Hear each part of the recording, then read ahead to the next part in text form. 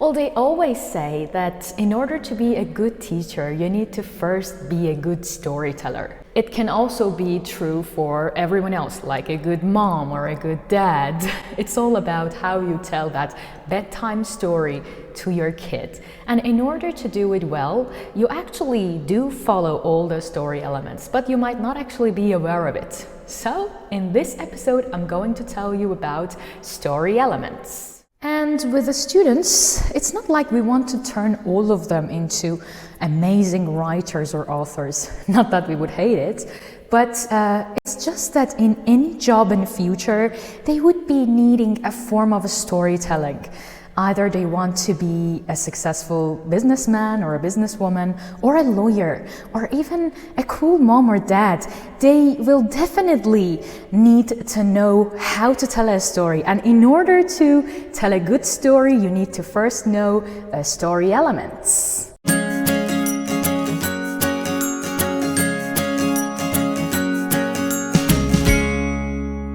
Alrighty, your first story element is actually plot. What is plot? It's actually the actions that are happening in your story. Like what kind of characters you have in your story. Those characters will definitely face a kind of problem and will be searching for a solution.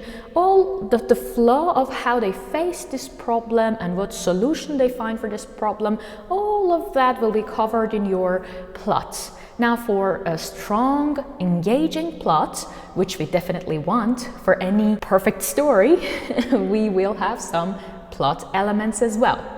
The first one will be exposition. Exposition could be a little bit unclear at first, but when you look at different stories and you see like flashbacks of the main character, or the time that simply the writer is describing the characters in the story, or I don't know, the time that they're reading a letter about the past, about the history of the family and all. These are all things that are preparing you, giving you background information about different characters that you have in this story, and somehow setting the scene for what's about to come next. This next plot element after exposition is what I personally love very much as a super dramatic person. I love telling stories and like setting the scene over and over and over, and like just like, you know, climbing a mountain. It is that moment before you reach the top.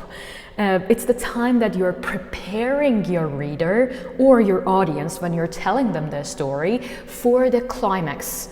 So it's like everyone is holding their breath. It's your ability, or the writer's ability, to make people hold their breath and wait for what's about to come, which is like the climax of the story, like the most exciting part of the story. Well, about climax, I don't think you need a lot of explanation. What you need is a good example. Think about Pinocchio. What was the most exciting part of the story? I think it was the time that that wooden doll at the corner of Geppetto's workshop turned into a real boy. Am I right? I mean, think about it. That moment when we saw that wooden doll turn into a real boy, that impossible thing, that dream coming true, for Geppetto, that really wanted to have a son, I think that was definitely the moment. And of course, there's no wonder that some stories can actually have multiple climaxes, like even in case of Pinocchio at the end, when the fairy gives him another chance. I think that is definitely the time that the main character has found a way to solve the problem, to get over the conflict, to solve it, to find a solution. And that is definitely our second climax. If you ask me about the falling action, I just tell you that it's that moment that you have found the proper gift for that birthday party you're going to, and you're just thinking about the proper wrapping. So everything is done, the climax is over, you're just putting the last pieces of puzzle together to end your story. Well, for resolution, I think it's the ending of the story. But what I love about resolution is that you somehow describe what's about to come in the life of your characters. I mean, what is going to be the next chapter of their lives? You somehow give a picture of that to your audience. And I love it very much in Lord of the Rings. Remember Bilbo Baggins? Like, he was the ring bearer from the beginning, and like the moment that in the end of the story we see Bilbo just letting go of everything, going after his destiny, like trying to see the world and all. That was the best resolution that anyone could picture for an old man that has seen a lot in life and now is going to live the last chapter of his life traveling the world. About the next story element, let me tell you that I think there is no other great example than Harry Potter. I mean, just think about it. I think it has got the most powerful setting ever. It really matches with the magical world that J.K. Rowling is trying to describe. Hogwarts, Diagon Alley, that train station. Even that train that goes to Hogwarts, you know? Like, I mean, we cannot really call that train the setting, but we can actually say the train station itself and that magical Britain that was somehow described in this story is, I think, in my opinion, the most powerful setting ever. It made everything real for you, everything tangible for you. If it was just a normal school, or if it was just a normal train station, or if there were no Diagon Alley where all the kids could walk around and find all of the magical tools that they needed, I think Harry Potter wouldn't have been Harry Potter. The next thing definitely we need to talk about is characters. Yes, we've got two types of characters. The first one is protagonist, which is the good guy, and the next one is actually the antagonist. I mean, we can have multiple ones in a story, but the antagonist, I mean, there is this common belief that the antagonist needs to be the bad guy necessarily. It's just like that person or those people, like the antagonists, are trying to push the conflict towards the good guy. Now, let's think about some examples. Well, this is the Holes book that we've been reading with my 7th graders, and you might have watched the movie as well, and if you haven't, I'm gonna put the link for you in the description box below. It's definitely worth a read. For me, like the antagonists could actually be those other boys, like the campers. There is X-Ray, Squid, Magnet, Zigzag. Also, even if you asked me, that counselor called Mr. Pendansky, Mr. Sir, those are all somehow the antagonists that lead Stanley, who is our main character, our protagonist, into making the biggest decision of his life and like making him like change for good. My favorite antagonist is actually the Wicked Witch in The Wizard of Oz. I mean, the way she turns into a protagonist, that's awesome.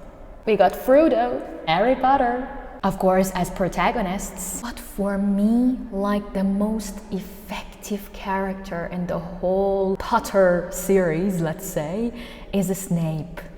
But what kind of character is Snape? Is he considered a protagonist or an antagonist? What do you think? Now about conflict. And I gotta be fast because my students are about to come. What is the conflict? Let's say that there are different forms of it, like that problem that our protagonist is trying to solve, that problem that the antagonist is trying to push our protagonist towards. What is that? Let's find an example. Character versus character. Like, remember Aragorn in Lord of the Rings? Well, he couldn't believe that he could actually be a king, that he had it in him.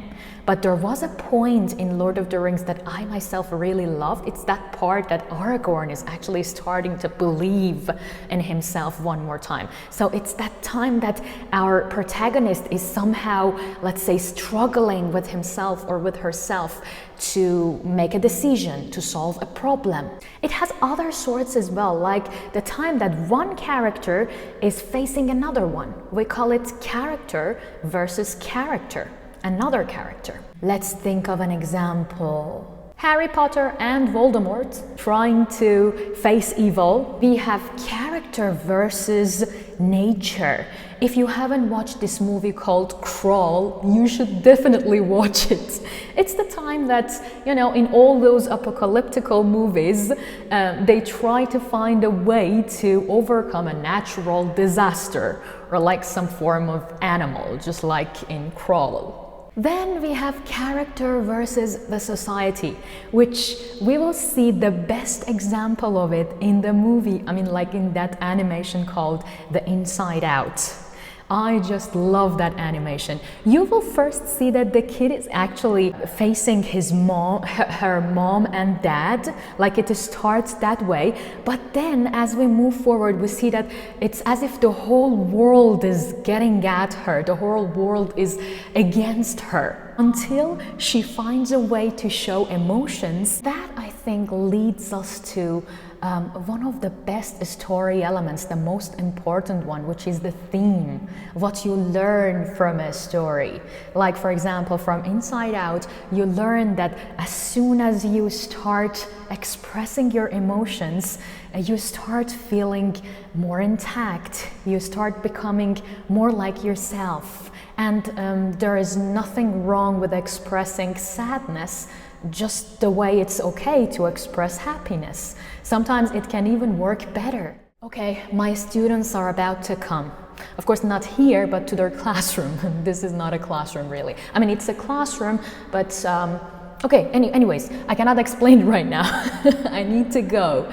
But don't forget to subscribe to my YouTube channel, like the video, share it with your friends. If you have any other great examples that you can give for any of the story elements, feel free to leave a comment for me, write it for me in the comment section. I love you and bye-bye.